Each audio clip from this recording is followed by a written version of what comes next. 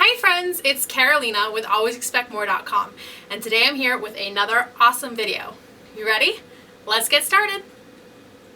Hey quilting friends, I've had several requests from people on a video on rotary cutter safety. I recently did a video that was on how to square up a quilt block, and I used, I believe it was this rotary cutter in that video, and you can hear it click open and closed, and if you look very carefully, you can see where it does.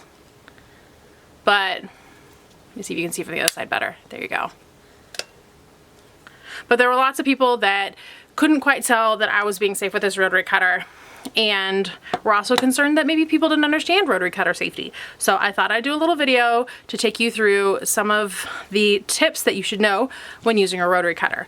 Because the first time I picked up one of these rotary cutters, I was 12 years old and I was making my first quilt, and you won't be able to see it here on the video, but I cut into my finger. What I did is I had the edge of my finger over the edge of the ruler, and I cut right into my finger, and I needed 2 stitches. And I've had a friend who had a pretty significant rotary cutter injury while she was at my house. So rotary cutters definitely can do some damage, but they're amazing tools, and when we treat them with respect and we use them properly, they are just the most amazing tool in quilting, really. So I have actually 3 different kinds of rotary cutters here. This one is a Fiskars brand, and it has, like we just saw, a guard that I have to put in place. Like, I remove it and put it back. This one is really similar. This one's from Olfa, and it's basically the same thing.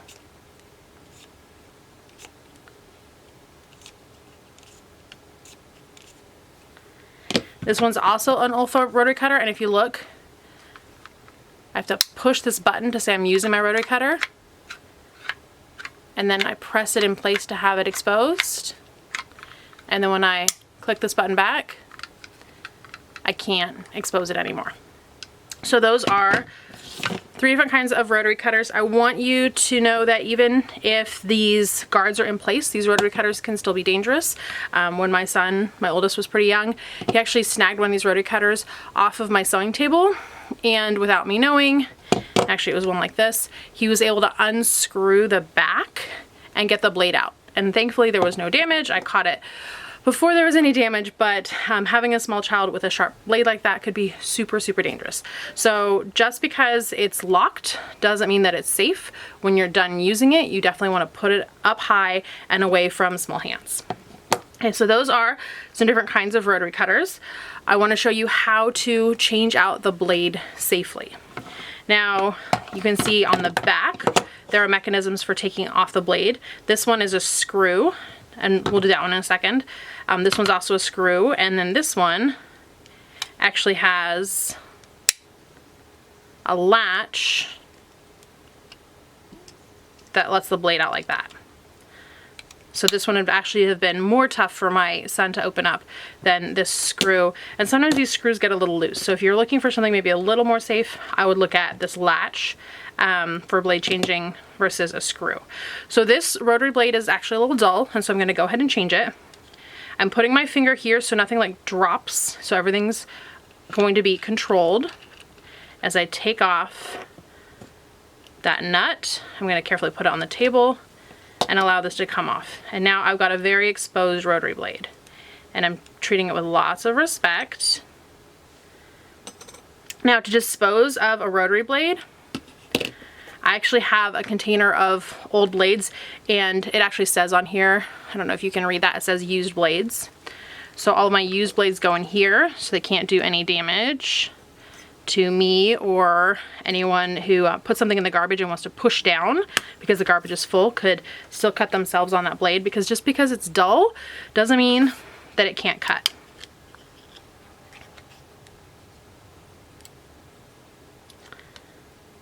So I'm opening up a new pack of blades, and they have a little bit of oil between them, and you want to be really careful when separating these apart. You want to make sure that you're only getting one. There we go. And that you put the rest back.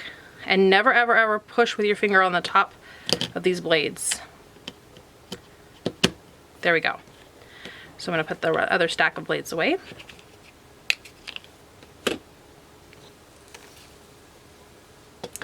So I'm gonna go ahead and replace my blade, and I've taken a blade out of my pack. You'll see it's shiny. There are lots of blades in a pack, and they have oil, which can help with any corrosion, and it also makes it so that you kind of slip them apart. So you want to be really careful when separating your blades and make sure that you only grab one. And now this blade is brand new, fresh, and super sharp. And I'm just going to set it on top of my rotary cutter. I'm going to put my knob back in, and the knob has a flat side that keeps this from turning. So it has a specific way of going in, and then I'll just screw it shut. And now I've got a brand new fresh blade in that rotary cutter. Now, the reason it's important to change your blades is because a sharp blade is actually less dangerous than a dull blade. And that sounds crazy because a sharp blade can obviously cut deeper, right?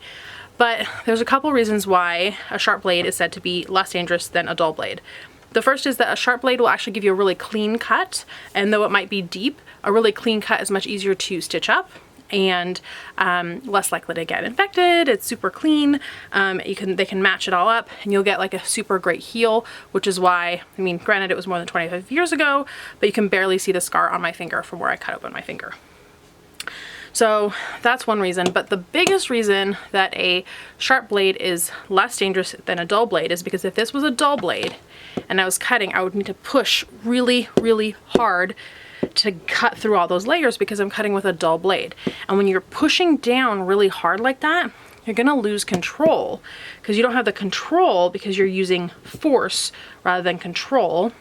And when you're using force like that, and this happened to my friend, she had her finger, I think she had her finger kind of like this, and she was pushing really hard to go through multiple layers of fabric with a dull blade, and she actually hopped the ruler and cut off the tip of her finger. So super dangerous. We don't want that to happen.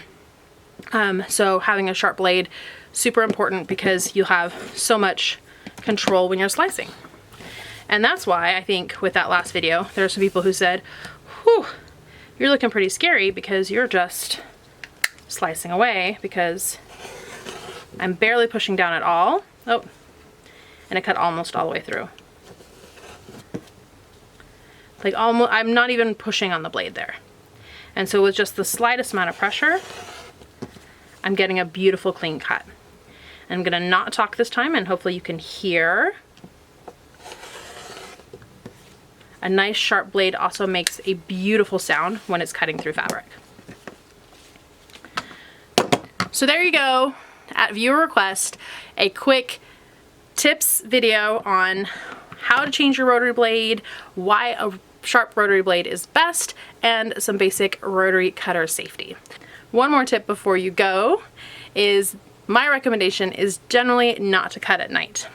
And while that is a safety issue, it's also because when I cut at night, I'm most likely to make a mistake in my measuring. So my recommendation on top of all these rotary cutting safety tips is just a practical tip of cut when your mind and your blade are both sharp. If you enjoyed this video, I hope you'll give it a thumbs up. If you have any questions or comments, leave those down below, and make sure you subscribe to this channel. I have so much more fun quilting and crafting awesomeness to share with you, and I'd love it if you'd subscribe and hit that bell so you're notified as soon as there's a new video for you to watch. Thanks so much, and I'll see you soon. Wasn't that fun? Make sure you've given this video a thumbs up. If you have any questions or comments, leave those down below, and make sure you're subscribed to this channel for all of my crafting updates. See you right here real soon.